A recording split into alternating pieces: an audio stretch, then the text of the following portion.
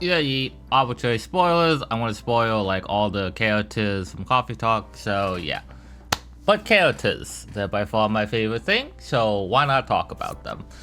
Let's start off with Agua, and I also start off with Missa as well. Both of these characters are together, obviously, and I didn't really care for their stories, their storyline, and basically being like, oh yeah, they're up and coming gaming stuff, I guess. So yeah, it didn't really intrigue me, and yeah, I'm like, whatever. Bailey's or Balas, something like that.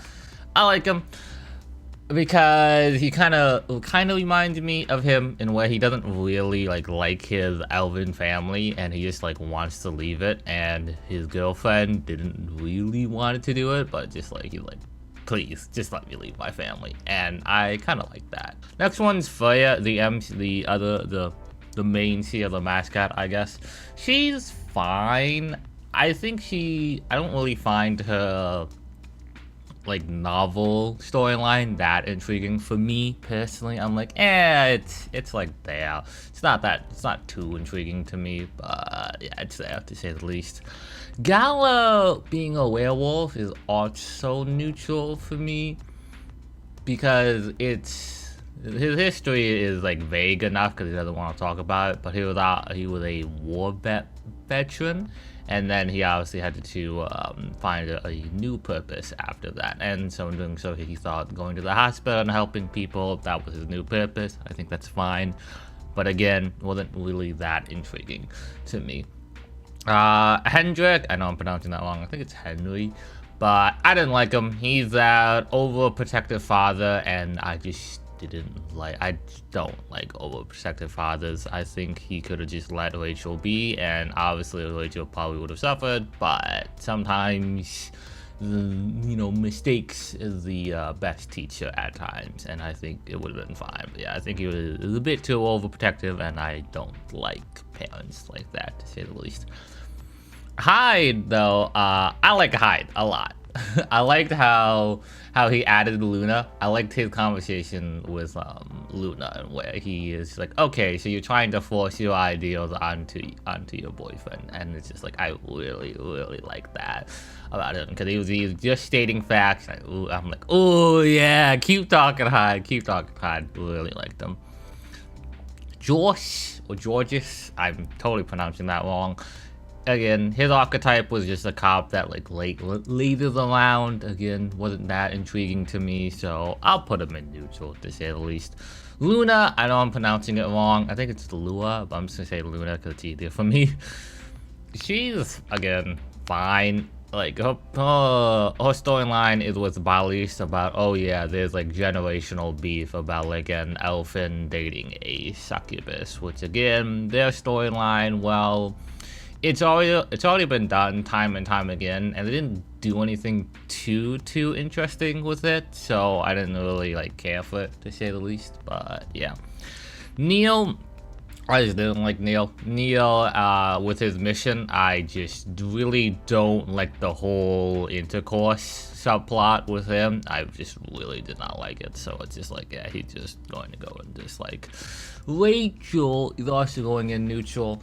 She's kind of like the epitome. Her storyline was that she wanted to, like, she's an adult basically. She's 18. She wants to like follow her own path, but her father or overprotective fathers being like, oh no, don't do that, and then Rachel's like, But yeah, I think the subplot for me personally isn't that intriguing, but I don't like have anything much to say for her. But yeah, and then finally, me, Sky, I guess also goes and don't care.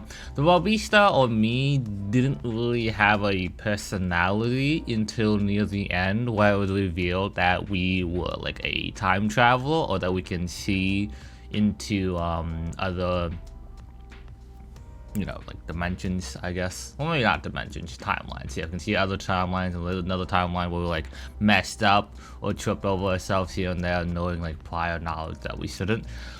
But still, we don't really have a personality at the end of the day, so I don't really care. So that's my characters, and now I'm just going to go into like an overview of Coffee Talk, or like my general thoughts about Coffee Talk.